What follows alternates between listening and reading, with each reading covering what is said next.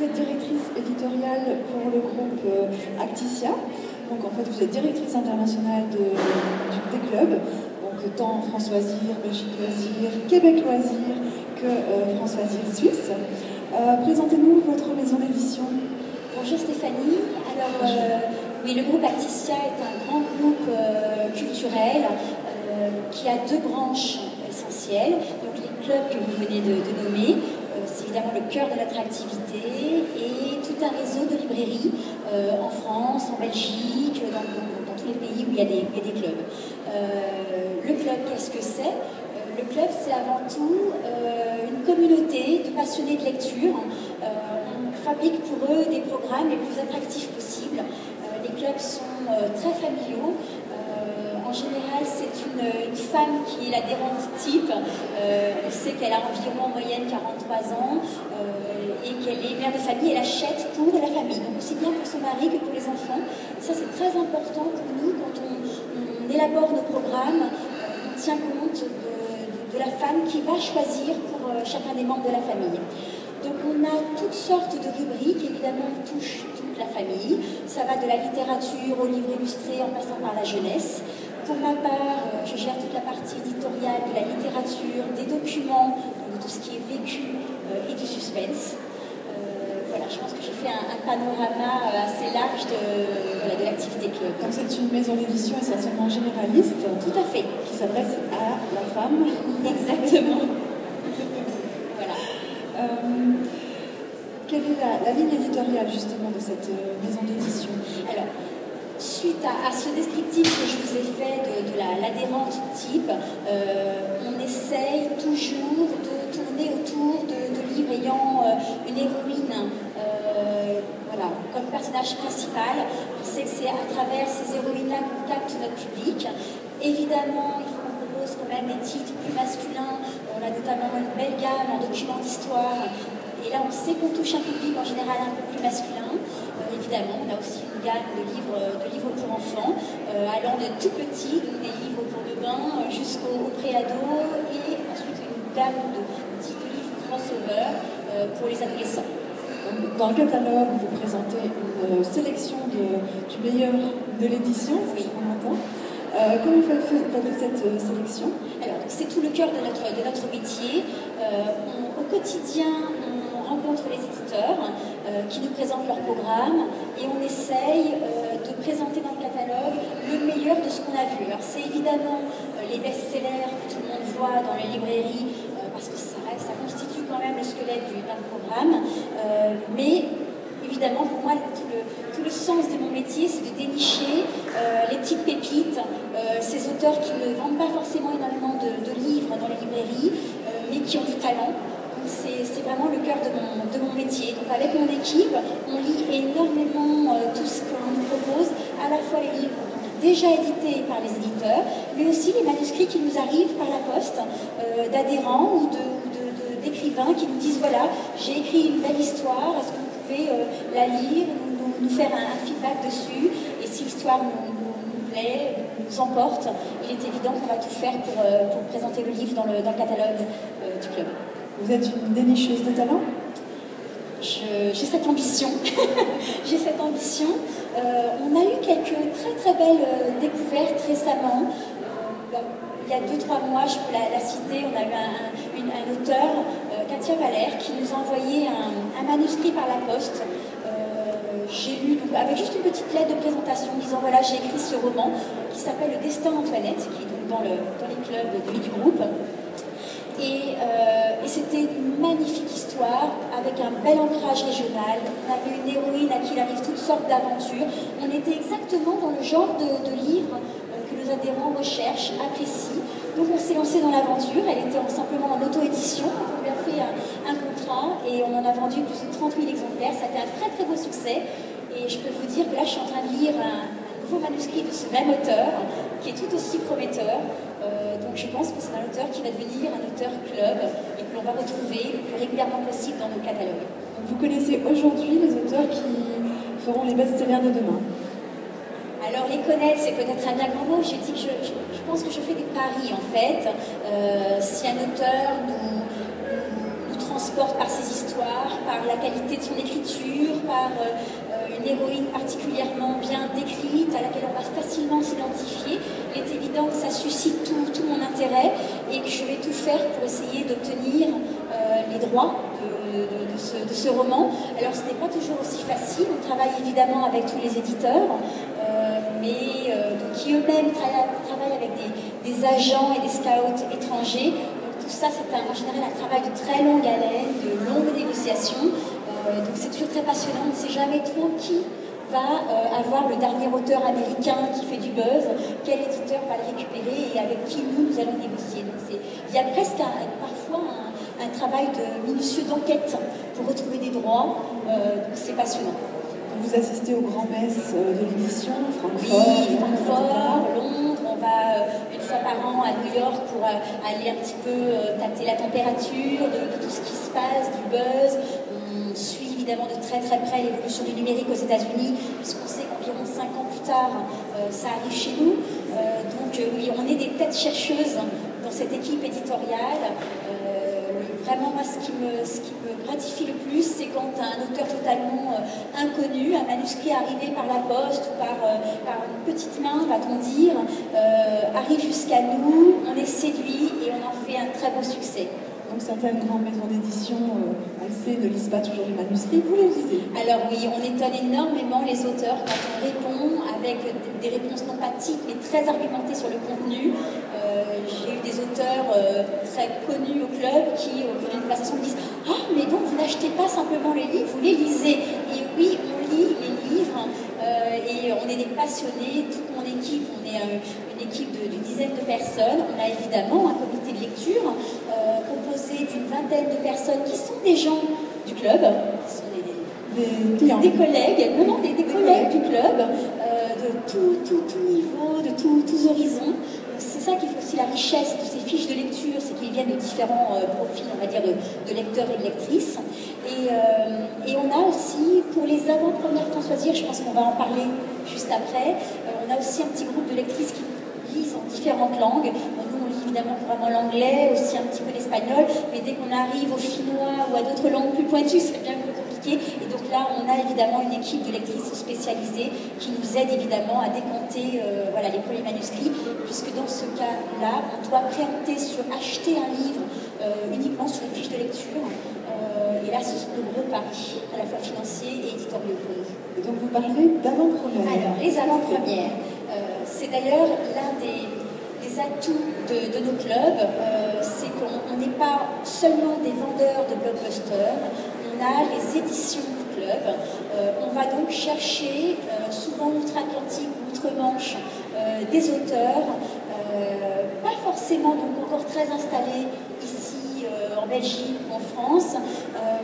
Et donc, alors, le principe, c'est d'être séduit par une écriture, par une thématique, comme je l'ai dit précédemment, et de se lancer. On fait une sorte de pari sur un auteur. On a fait ce pari-là très récemment sur un certain Linwood Barclay, qui était totalement inconnu et qui maintenant est un Coben bis. Linwood Barclay qu'on vend à plusieurs centaines de milliers d'exemplaires. On l'a découvert un peu par hasard par un agent américain. On a cru vraiment son talent et on a les éditions Belfond qui évidemment se sont positionnées sur cet auteur-là et depuis c'est un magnifique partenariat. On a des avant-premières de Linwood Barclay, on a aussi des titres de lui déjà parus en librairie. Voilà, c'est un auteur qui est devenu maintenant l'auteur phare du club. Donc les avant-premières, ce sont des livres qui paraissent avant l'éditeur national.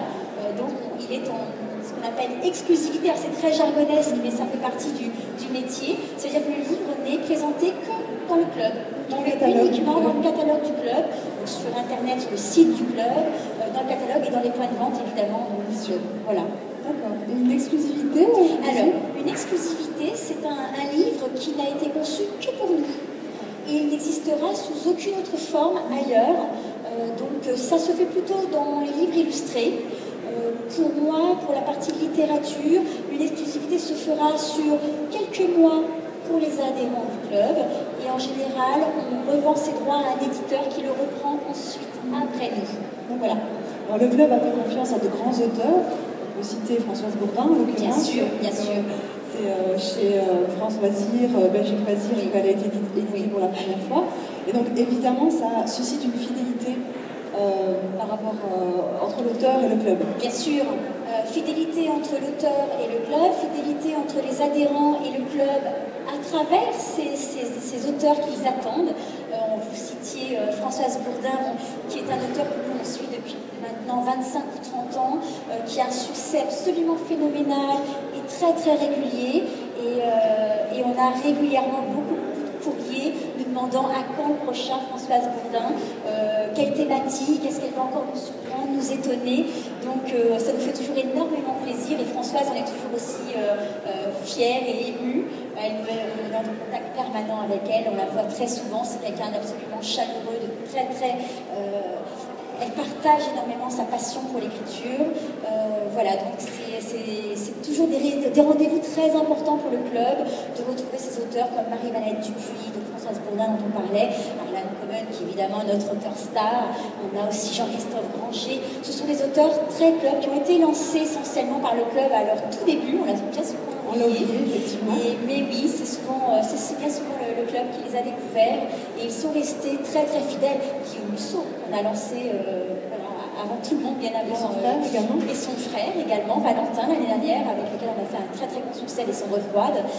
Voilà, donc ce sont des auteurs auxquels on tient énormément et on sent qu'il y a tout un attachement qui se crée entre nos adhérents et ces auteurs-là via évidemment le club. Donc c'est vraiment une relation privilégiée. Tout à fait, avec le bien sûr, bien sûr. Avec l'auteur. Je pense que d'ailleurs c'est le gros avantage du club, c'est que nous, contrairement à n'importe quel libraire, on connaît nos clients, on connaît j'aime pas d'ailleurs ce mot client qui fait très commercial. Pour nous, ce sont des adhérents, ils font partie de notre vie. On sait qui ils sont, ils nous écrivent, ils nous téléphonent parfois quand ils arrivent jusqu'à nous, ou en tout cas ils communiquent énormément avec les gens du point de vente, d'internet, et ils nous réclament régulièrement à quand le prochain titre d'un tel, et ah là j'ai été déçu par tel titre, et voilà. Il y a vraiment beaucoup de dialogue entre les adhérents et nous, et c'est ce qui fait la richesse justement du club. Alors, puisqu'on parle de la richesse du club, je vais m'empêcher de rebondir aussi sur le rôle prescripteur du club. C'est vraiment le cœur de notre activité. Certes, on propose un prix club, c'est-à-dire que les adhérents qui font partie du club bénéficient d'un prix, une réduction sur le prix public. Ça, c'est aspect commercial. Et avant toute chose, ils bénéficient d'un véritable choix qu'on a fait pour eux. Dans ce catalogue, je l'ai dit tout à l'heure, c'est vraiment ce que l'on estime, nous, être le meilleur de l'édition. Sur une palette extrêmement large et variée, il faut penser qu'on doit satisfaire le plus grand nombre possible. Donc, on peut avoir des fois des courriers d'adhérents nous disant « Ah, j'ai acheté ta livre, j'ai été déçu ». Évidemment, on ne peut pas satisfaire tout le monde. On essaie d'être très honnête dans les petits pitchs qu'on met dans le catalogue pour ne pas décevoir les adhérents. Mais il est évident qu'on ne peut pas satisfaire tout le monde. Mais on essaye de proposer de tout. Par exemple, dans les suspens, il y aura aussi bien du polar classique, du romantique suspense, des polars très féminins, des policiers très hard. Alors évidemment, quelqu'un qui lit du suspense très classique, si un jour il achète un suspense, un thriller hard, évidemment, il va être totalement surpris. Ça nous vaut des fois des courriers un petit peu verts, mais bon, voilà, ça fait partie aussi du jeu. Et on est aussi là pour prendre des risques, pour prendre des partis pris, et des fois faire des choix audacieux, surprenants. On est aussi là pour ça, et on aime bien avoir le retour des adhérents dans ces cas-là, avoir des retours positifs, même moins bons, on se construit aussi grâce aux critiques. C'est donc ça votre spécificité dans votre métier d'éditrice au club? Oui, tout à fait. D'accord, tout à fait. C'est beaucoup plus clair. Et au quotidien, donc, expliquez-nous une journée type de Nathalie Thomas. Alors, la journée démarre en général avec des points avec les différents membres de mon équipe. Donc, mon équipe est constituée de deux pôles. Un pôle qui s'occupe des avant-premières. Donc là, mon rôle est essentiellement de donner un go ou un no-go sur un engagement financier sur de futures avant-premières, sachant qu'en amont, on a lu les jeux d'épreuves, on se fait des petits brainstorming avec mon équipe, savoir si telle thématique va vraiment être encore intéressante pour les adhérents dans 1 an et demi, 2 ans, parce que là, typiquement, j'achète en ce moment les avant-premières qui seront présentées au premier trimestre 2015.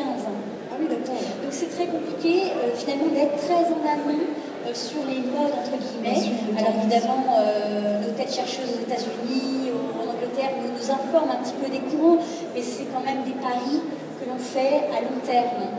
Donc c'est pas forcément évident. Donc il y a ces points avec mon équipe le matin.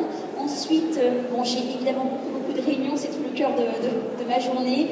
Alors des réunions autour des briefs, des titres qu'on va faire dans le programme, puisqu'évidemment on doit informer le marketing de l'offre, du programme. Donc c'est une grosse partie de mon travail, c'est d'aller dire voilà, pour tel catalogue, voilà mes découvertes, voilà les pépites, voilà les collections, voilà les blockbusters, voilà ce que je veux mettre en avant, voilà pourquoi on a choisi tel titre, quelle histoire se cache derrière la négociation de ce titre-là. Il faut leur donner aussi envie, même aux gens, à nos collègues, aux gens du club, il faut leur donner envie de porter ces choix, ce programme, puisqu'évidemment le succès de ces ventes passe par toutes les strates de la société, alors du marketing, aux gens travaillant pour les jaquettes, pour la fabrication, la qualité des livres est très importante pour nos adhérents. C'est vraiment un engagement que l'on tient à respecter. On offre des livres de qualité. C'est pas toujours évident puisqu'on a évidemment des contraintes économiques comme dans beaucoup de grands groupes, mais on tient à vraiment offrir le meilleur de la qualité en termes de papier. C'est-à-dire que j'ai vraiment une influence sur toutes les étapes entre le moment où je choisis un manuscrit ou un livre et son arrivée sur les étagères en pleine vente. J'essaye vraiment de suivre toute la vie du livre. On va choisir les formats, on va choisir les reliures avec mon équipe. Évidemment, on va choisir les jaquettes. Alors, un blockbuster fait absolument partout en librairie. Il est évident qu'on a tout intérêt à reprendre la jaquette choisie par l'éditeur. Pour on va dire, les 3/4 du programme, ce n'est pas le cas. Et là, on va choisir notre couverture. Donc, on va briefer, c'est-à-dire donner des axes de maquettes à nos maquettistes. On va leur dire, voilà, pour tel titre, ça parle de telle histoire, on a une jeune héroïne, elle est blonde, voilà, on va essayer de donner un petit peu le draft du contenu. Et on va leur dire, voilà, il y a plusieurs axes possibles. Soit on joue la jeune femme, soit on joue la très belle maison. Voilà, on donne des axes et après, on a en général une dizaine de propositions de maquettes, et ça se fait de manière très collégiale, c'est-à-dire qu'il y a à la fois moi mais aussi mon équipe, tout le monde vote, en général c'est la majorité qui l'emporte, sauf si vraiment j'ai un coup de cœur, j'ai le droit de dire allez, je me décide exceptionnellement pour celle-ci, voilà. Donc voilà comment ça se passe. Donc il y a le brief des jaquettes qui est un moment très important, tout ce qui est reliure, etc. Voilà. Et puis donc un gros boulot concernant ce que j'appelle la promotion du titre en interne. C'est très important que les équipes de vente soient totalement séduites par le programme, puisqu'un vendeur qui connaît parfaitement son produit, qui l'a lu, qui l'a aimé, forcément sera très performant. Imaginons que je sois écrivain, je viens d'écrire mon premier manuscrit, je vous l'envoie par internet, je vous l'envoie par email, je vous l'imprime. Alors, comment ça se passe? Il y a encore 2 mois, je vous aurais dit, envoyez-le-moi. On va le faire lire à notre comité de lecture, mais il aura très très peu de chances d'être pris, puisque ça arrive vraiment, on va dire, un manuscrit sur 1000 est programmé. Mais il y a une nouveauté qui s'appelle Nouvelle Plume. Donc l'ensemble des clubs du groupe ont noué un partenariat avec une maison d'édition qui s'appelle Nouvelle Plume, qui est une maison française qui vient de se créer. Le concept Nouvelle Plume est tout à fait original. Il propose à des écrivains absolument pas professionnels, des gens complètement lambda, qui ont écrit une histoire, un témoignage, un suspense, peu importe, et qui ont envie de se faire éditer. On connaît la galère de ces gens pour se faire éditer.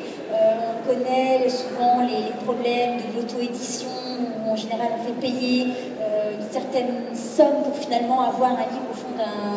Voilà, c'est un risque assez important. Donc Nouvelle Plume propose à ces gens de déposer leur manuscrit sur le site internet de Nouvelle Plume, et on va dire un comité de lecteurs totalement non professionnel, et c'est ça qui est intéressant, va noter ces manuscrits. Lecteurs, internautes. Alors, les lecteurs, ce sont des internautes qui s'inscrivent sur Nouvelle Plume. La plupart sont adhérents des clubs, mais c'est tout à fait ouvert aux non-adhérents, c'est ce qui fait aussi la richesse du concept. Donc, il y a à la fois la communauté d'écrivains amateurs et la communauté de lecteurs qui va noter les manuscrits. Et nous, au club, les meilleures notes nous seront notées, et puis je m'évertue d'essayer de choisir les meilleurs et de les proposer en avant-première dans les catalogues du club. Donc les lecteurs internautes votent, j'imagine, pour les Exactement. meilleurs livres. Avec vous des sélectionnez les 2 trois premiers. Alors, combien de titres sélectionnez-vous? Typiquement, là, en cours sur le stand de Belgique Loisirs, vous pouvez voir, il y a les 4 premiers livres. Ah oui, là, ça y est, c'est concrétisé. Il y en a 4 dans chaque catalogue. Et je pense qu'on va aller de plus en plus. Je pense que la gamme va s'élargir. On table entre 6 et 8 nouveautés par catalogue pour l'année 2014. Et je pense que ça va aller jusqu'à 10 titres par trimestre. Des écrivains anonymes qui ont l'opportunité d'être publiés. Exactement, oui. Et j'ai eu de très très belles surprises là, dans les premiers manuscrits qu'on a reçus. Bon, évidemment, il y a pas mal de titres très bien notés, mais encore moi, j'ai toujours cette problématique pour le club d'essayer de trouver des titres qui vont intéresser nos adhérents. Donc, je reviens sur une thématique très féminine, il me faut une héroïne, il me faut une histoire touchante. Et dans ces manuscrits, on en a eu 4, là, qui sont d'ailleurs au catalogue actuellement. Il y a eu un roman historique qui se passe à Venise au XVIIe siècle, qui est foisonnant, qui est riche en détails, aussi bien sur Venise, il y a une intrigue très bien menée, on a des personnages attachants, ça s'appelle Conspiration à Venise. On a aussi un thriller très efficace. J'étais assez étonnée par la qualité des textes. Honnêtement, il y a, je pense, de grands écrivains qui pourraient en prendre des leçons. Donc j'ai été très agréablement surprise. On a une pépite en termes de qualité littéraire qui s'appelle Libération. C'est un livre qui se passe pendant la Seconde Guerre mondiale, qui commence par une intrigue. On est de nos jours, dans une maison de retraite. Un vieil homme est assassiné, donc l'enquête commence. Et là, il y a une femme assez mystérieuse, une vieille dame, une pensionnaire, qui est assez mystérieuse, qui va se confier à l'un des policiers. Et on est projeté pendant la Seconde Guerre mondiale. Et cette jeune femme, à l'époque, avait 17 ans, est rentrée en résistance. Et on va découvrir tout ce qu'elle a vécu pendant cette période très compliquée de l'histoire française. Et évidemment, on va comprendre que, je ne dévoile pas, peut-être pas l'intrigue, elle est liée, évidemment, étroitement liée à l'intrigue initiale. Donc j'ai été très agréablement surprise par la qualité de l'écriture. On a vraiment quelqu'un qui a une véritable maîtrise pour un premier roman. C'était assez impressionnant. D'ailleurs, je n'ai pas pu m'empêcher d'aller chercher un petit peu sur Internet qui se cachait derrière cet auteur. On dit c'est pas possible, c'est un journaliste. Et pas du tout. C'est vraiment quelqu'un totalement anonyme qui a un métier des enfants et qui a écrit sur ces petites pépites. Et puis le dernier des 4 livres de Nouvelle Plume, c'est le Carnet de Lily. C'est un livre qui arrive pile au bon moment. C'est ce qu'on appelle un feel good book. C'est des petits livres qui font du bien. Ça s'appelle le Carnet de Lily. Bon, je ne vais pas vous faire le pitch, mais bon, si quand même, en 2 mots. Allez, c'est l'histoire d'une jeune femme qui sort d'une relation assez difficile. Elle vient de divorcer, elle ne sait plus trop où elle en est, elle a des problèmes de santé. Et elle part avec son chien, sac sur le dos, sur les chemins de Compostelle. Et en Lozère, elle s'arrête au hasard d'un petit village et elle tombe totalement amoureuse d'une vieille ruine. Elle s'y installe, donc elle squatte, hein, on peut le dire carrément, et elle découvre cette bâtisse magnifique. Et au fil des jours, elle va aller fouiller un petit peu dans le grenier, elle va tomber sur de vieux carnets, le carnet de Lily. Lily étant la propriétaire de cette bâtisse dans les années 50-60, c'était un hôtel qui fonctionnait très bien. Mais Lily a écrit dans ses carnets son histoire familiale et il y a eu un drame. Donc notre jeune héroïne est totalement plongée dans cette histoire familiale qui est absolument prenante, qui est touchante, qui est bien écrite. Donc on a la partie carnet et la partie de notre héroïne actuelle. Et notre héroïne donc, va s'enrichir de toute cette histoire, de ce drame vécu par Lily 40 ans auparavant. Ça va la faire réfléchir sur sa condition, sur sa vie, sur l'orientation qu'elle veut donner à sa vie. Elle va rencontrer l'amour et le livre se finit merveilleusement bien. Voilà. Je pense qu'en ce moment, on a remarqué au club que les adhérents ont envie d'histoires qui font du bien, qui finissent bien. Je pense que le contexte économique actuel fait qu'on se lasse peut-être des histoires dramatiques. Et tous ces livres qui font du bien, qui font rire, sourire, comme la liste de mes envies, qui a eu un succès phénoménal ces derniers temps, voilà, touchent en ce moment notre public. Des livres anti-crise, des bols d'oxygène. Exactement. Pour penser à autre chose. Voilà, donc on les met vraiment en valeur en ce moment dans le catalogue et on voit qu'ils font partie de nos meilleures ventes. Alors vous m'avez parlé tout à l'heure d'un prix des lecteurs Nouvelle Plume. Exactement. Donc Nouvelle Plume, c'est tout nouveau. Donc, les 4 premiers sont en vente en ce moment dans les différents clubs du groupe. À la fin de l'année, pour Noël, à partir du mois d'octobre, on va présenter ce qu'on appelle la super première Nouvelle Plume. Donc les adhérents du club, les lecteurs vont élire, par le principe que j'ai décrit, écrit juste auparavant sur le site Nouvelle Plume. Ils vont élire leur livre préféré que l'on présentera, donc écrit par un écrivain que je ne connais pas pour le moment, totalement anonyme, qui va donc nous envoyer certainement très prochainement son manuscrit. On va donc promouvoir un livre qui va être vraiment porté complètement par tous les clubs du groupe. Donc un livre qui va être vendu, je l'espère, au moins 100 000 exemplaires, c'est notre ambition. 100 000 exemplaires. Voilà, donc il y a un anonyme quelque part qui va poster très prochainement un manuscrit et qui va devenir un best-seller. Voilà. Magique. C'est totalement magique. Il suffit de poster son manuscrit sur Internet. Exactement, tout simplement. On s'inscrit, c'est juste une fiche d'inscription vraiment toute simple. On joint le fichier du manuscrit et ensuite, quelques semaines après, c'est peut-être le bonheur. On aurait dû y penser plus tôt. Oui. Quelle est la découverte littéraire dont vous êtes le plus fier dans votre carrière? Alors, écoutez, l'un de mes petits fleurons est en vente depuis quelques jours seulement. Il s'appelle Angie, 13 ans, disparu. C'est ce qu'on appelle la super première du moment. Il a été écrit par une américaine qui s'appelle Liz Collet. J'ai été, très honnêtement, c'est un suspense, j'ai été émerveillée, très touchée sur la quantité de livres que je lis. Il en faut maintenant beaucoup pour me toucher. Quand j'ai fermé le manuscrit, je pleurais, ce qui est très rare. Je ne suis pas une grande sensible, hein, mais franchement, alors je peux peut-être vous en dire deux, trois petits mots. Le livre commence sur les 2-3 premières pages. Angie est une petite jeune fille de 13 ans. Elle ouvre les yeux, elle se rend compte qu'elle ne connaît pas le lieu où elle est. Elle se rend compte qu'elle a des liens. Elle a une sorte de voix qui lui dit « Va-t'en, rentre chez toi tout de suite ». Donc, ça se passe sur les 15 premières lignes, c'est assez étonnant d'efficacité. Donc, très vite, elle rentre chez elle, par le système D, hein, et elle frappe à la porte de chez elle. « Papa, maman, ça y est, je suis de retour ». Et là, ses parents sont totalement bouleversés et lui disent « Mais Angie, ça fait 3 ans que tu as disparu. Que t'est-il arrivé? Où étais-tu » Elle n'a absolument aucun souvenir de ce qui lui est arrivé.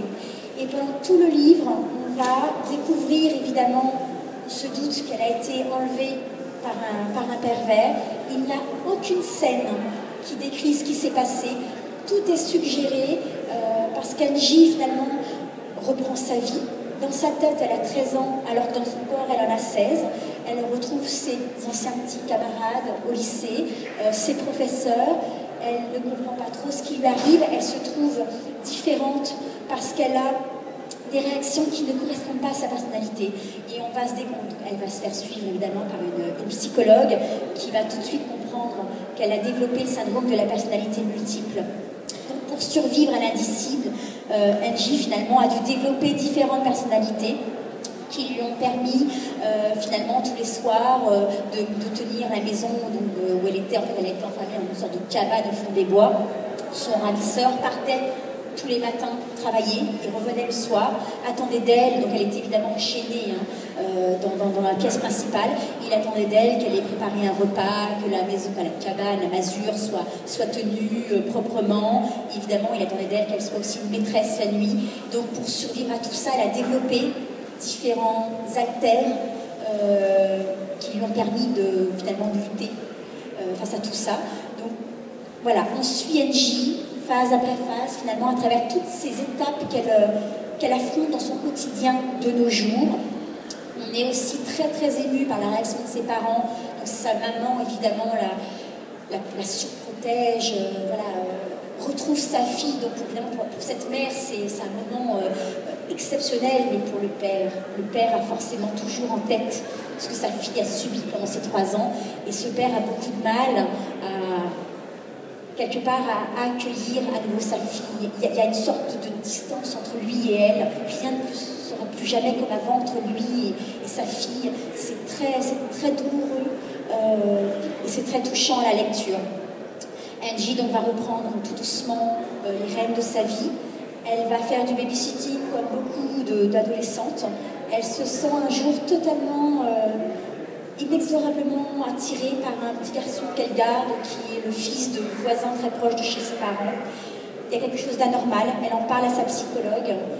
qui va creuser, qui va l'hypnotiser, et on va découvrir que pendant sa séquestration, Angie a eu un bébé qui lui a été retiré par son ravisseur. Je ne vais pas dévoiler le reste parce que ce serait dommage. Tout ce que je peux vous dire, c'est que les dernières pages sont totalement coup de poing. Moi, en tant que maman, je n'ai pas pu m'empêcher de pleurer. C'est un livre qui, moi, m'a émue pour toutes les raisons que je viens de citer, à la fois pour l'émotion, pour la maîtrise de l'écriture, pour ce personnage d'Angie auquel on s'attache forcément, on ne peut pas faire autrement. Quel que soit le point de vue duquel on se place, que ce soit du point de vue du papa, si jamais c'est un homme qui lit le livre, de la maman, d'Angie, du ravisseur, parce qu'évidemment, je n'ai pas dévoilé ce qui était arrivé au ravisseur, mais il est arrivé forcément quelque chose. Enfin, ce livre est très choc. Aux États-Unis, il a eu un énorme succès et on a eu la chance que l'éditrice francophone l'ait acheté très tôt. Donc moi, on m'a soumis le manuscrit en anglais il y a plus d'1 an maintenant. J'ai pu tout de suite préempter dessus, l'avoir à des conditions assez intéressantes pour nous. Et donc là, maintenant, on est très fiers, on l'a fait traduire et on est très fiers de le présenter là au catalogue. Donc, je l'ai vu sur le stand de Belgique Loisirs, juste à côté. Ça donne envie en tout cas. Oui, c'est vraiment, ça fait 4-5 ans maintenant que je suis à la direction littéraire des clubs.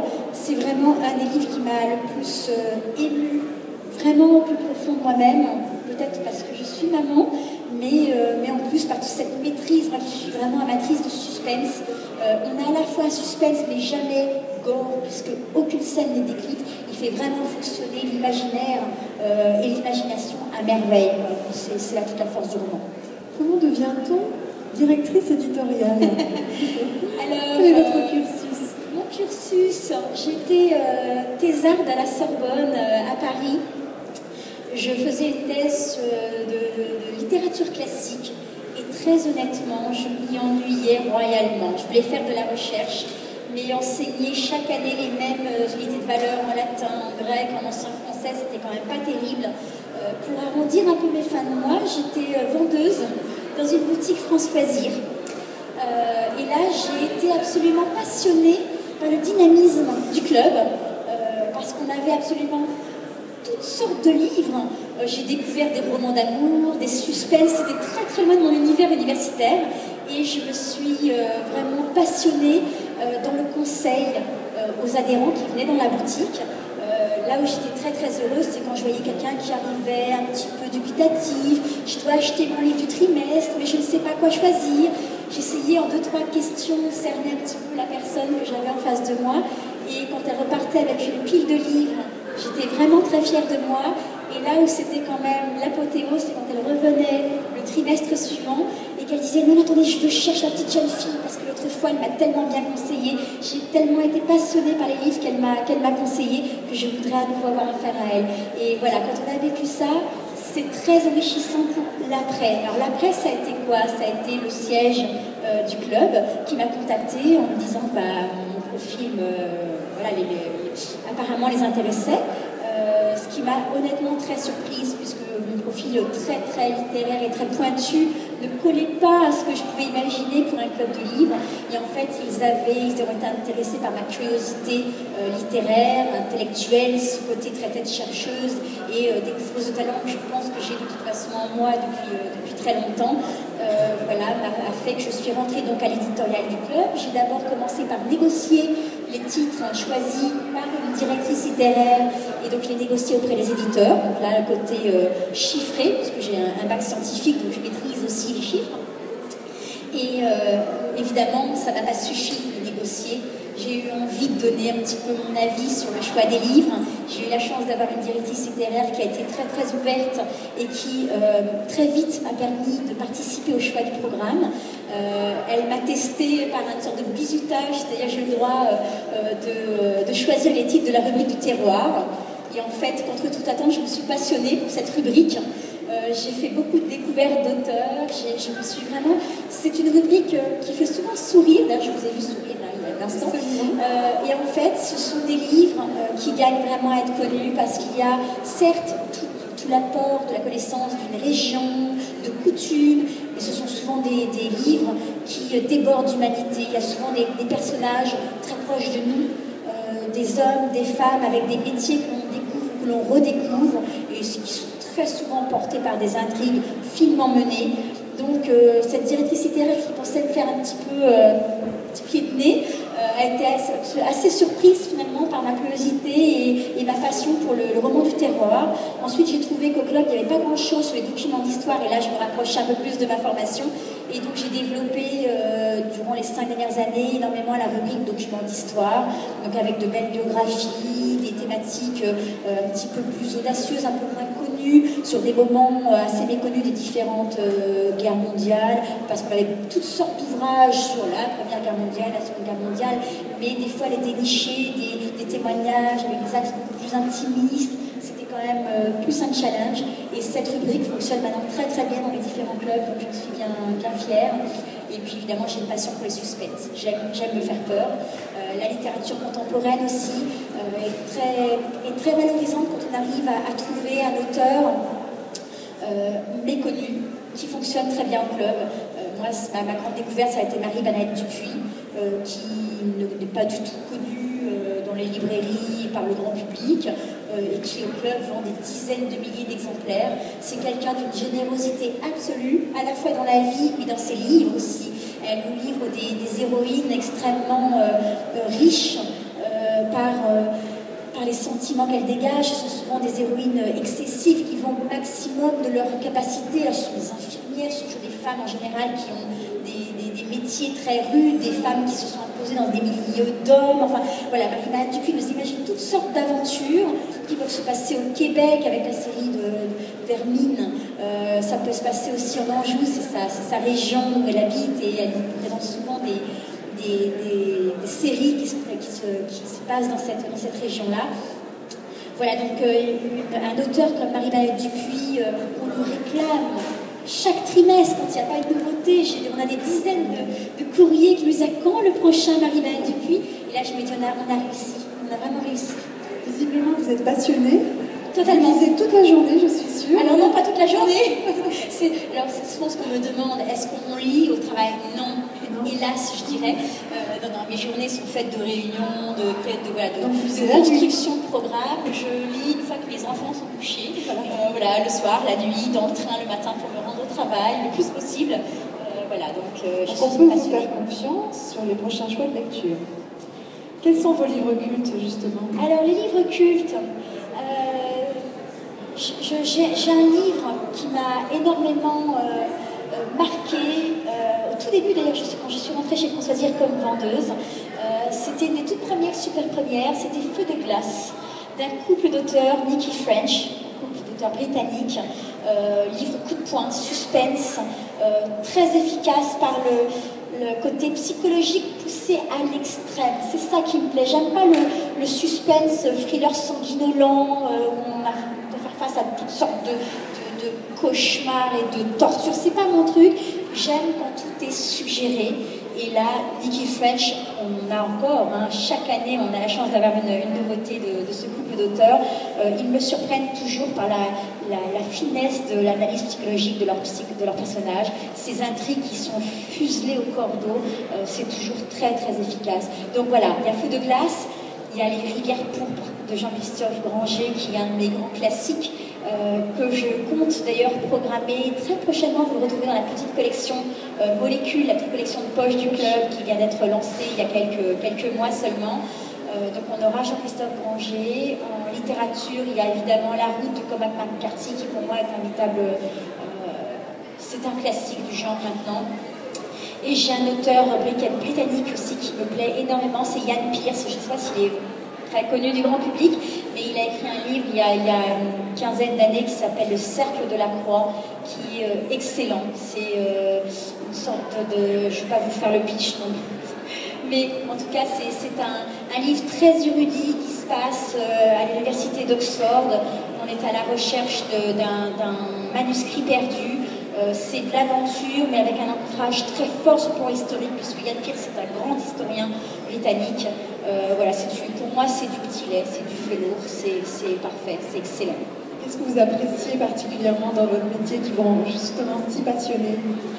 C'est le boum-boum à la lecture d'un manuscrit, très très vite, j'arrive à me rendre compte si je vais être passionnée, si je vais être emportée par l'histoire, si l'héroïne va me surprendre, va m'emmener. Tout de suite, j'ai les titres. Est-ce que les adhérents vont me suivre sur ce choix? Et voilà, quand ça vibre bien fort, c'est très très excitant. Et aussi tous les rapports avec les éditeurs, j'adore les rencontrer. Quand ils eux-mêmes me déroulent avec autant de passion que je le fais, leur production. J'ai la chance, travaillant pour le club, de travailler avec absolument tous les éditeurs.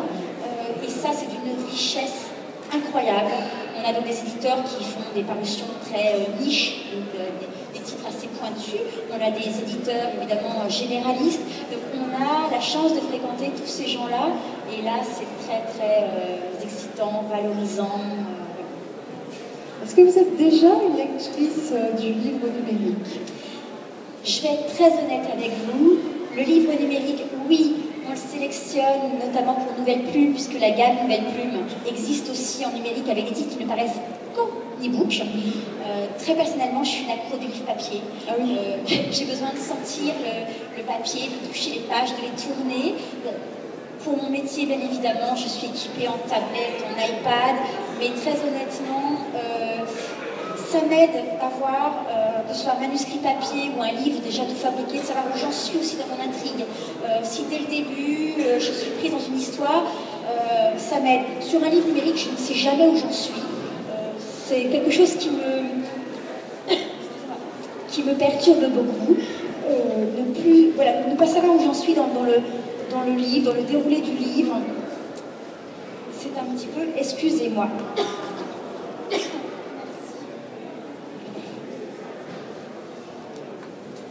Voilà, c'est quelque chose qui m'est un petit peu,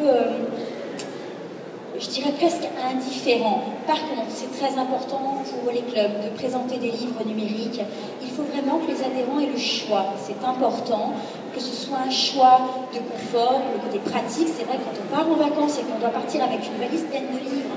Personnellement, moi j'ai mon mari qui râle un petit peu chaque été parce que je pars évidemment avec une tonne de papier sur moi.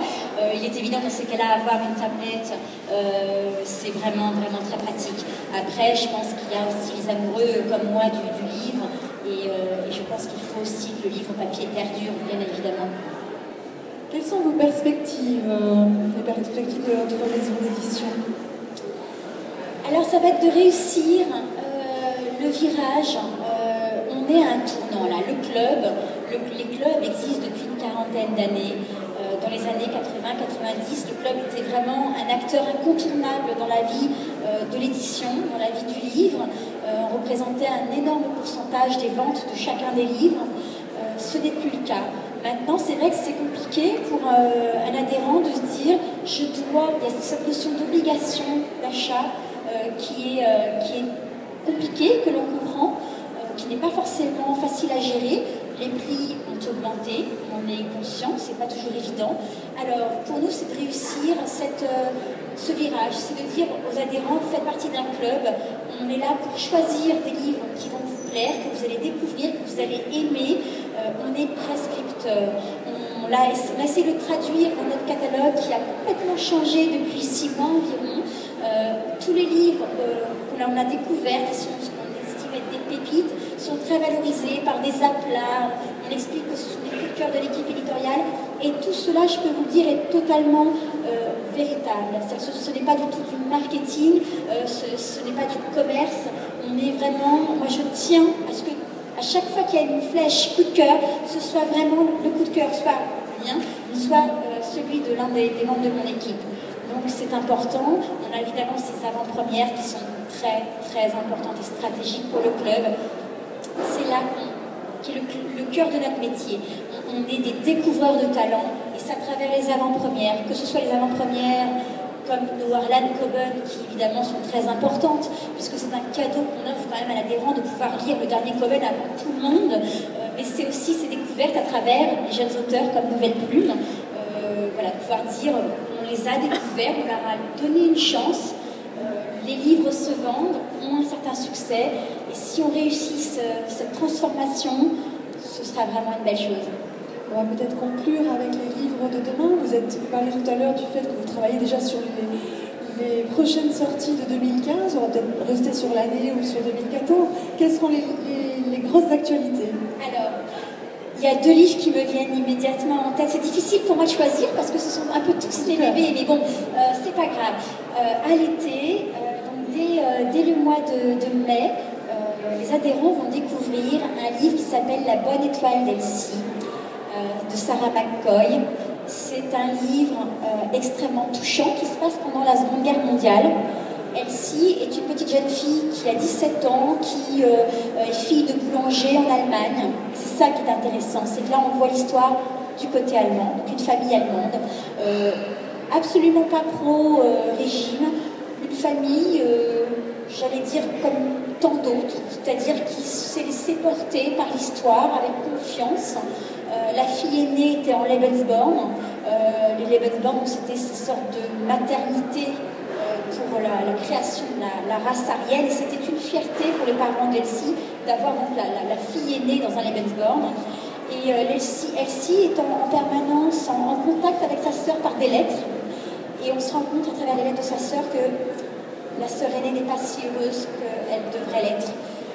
Évidemment, elle était là en Lebensborn pour faire des enfants, elle en a fait un, et puis le deuxième est un peu plus fragile que l'aîné. On se rend compte que ce deuxième enfant a disparu. Donc la sœur aînée se rend compte que finalement le régime n'est pas du tout ce qu'on peut imaginer. Donc Elsie, qui était fiancée à un jeune officier nazi, commence à se poser quelques questions. Et un soir de Noël, elle se rend à une fête allemande. Et là, elle repère un petit garçon juif qui a été emmené, qui a une voix absolument magnifique, une voix de cristal, c'est un petit bonhomme de 7 ans. Elle le repère parce que cette voix est magique, elle est touchée par le son de cette voix. Et Elsie va sortir prendre un peu l'air, elle se sent oppressée dans ce milieu d'officier nazi. Elle commence à réaliser, à avoir une reprise de conscience. Et là, elle va être agressée par un homme. Et c'est cet enfant qui, par son cri extrêmement puissant, va sauver Elsie. Elle s'enfuit, elle rentre chez elle, elle arrive dans la boulangerie familiale, elle ferme sa porte, elle est totalement bouleversée par ce qui vient de lui arriver. Et là, on frappe à la porte, elle ouvre, et c'est le petit Tobias, 7 ans, qui lui dit « Je viens de m'enfuir, j'ai réussi, je viens de te sauver la vie, à toi de me rendre l'appareil. » Et là, est-ce que Elsie va ou pas tendre la main à cet enfant? C'est l'objet de tout le livre, c'est franchement très touchant. J'ai apprécié le fait que la Seconde Guerre mondiale soit traitée de l'autre côté, par une famille allemande. C'est un livre qui m'a vraiment beaucoup touchée, et je pense que les adhérents seront sensibles à ce personnage incroyable qui se laisse porter par l'histoire. C'est donc un livre qui est prévu pour l'été. Voilà, pour l'été, qui apparaîtra dès le mois de mai dans les catalogues des différents clubs, France Loisirs, Belgique Loisirs, Québec Loisirs, Suisse Loisirs. Voilà, donc la bonne étoile d'Elsie. Et puis, je peux juste vous dire, allez, en avant-première, que pour la fin d'année, à l'automne, on aura un roman féminin à intrigue. Alors ça, j'aime beaucoup, ils ont beaucoup de succès au club. En 2 mots, je vais être rapide, une maman qui un couple très heureux, la jeune femme part à la clinique pour accoucher, on lui annonce que le bébé est mort-né, elle ne s'en remet pas. Des années après, une femme vient frapper un jour chez elle et lui dit « Voilà, je suis la sœur d'une infirmière qui vous a accouché il y a 8 ans, votre bébé n'est pas mort, et c'est votre mari qui l'a emporté. » Et notre héroïne va évidemment s'engager dans une enquête, une sorte de traque à la vérité. Et on est là. Là, c'est pareil, c'est un livre coup de poing, on s'en prend plein la tête. Mais j'allais dire tout finit bien. Non, il y a un petit bémol, et c'est ça qui est intéressant dans ce livre-là. Merci Nathalie Thomas pour la passion que vous manifestez à chaque parole. Et voilà, rendez-vous sur le stand 408 pour découvrir ces magnifiques découvertes littéraires. Merci Stéphanie.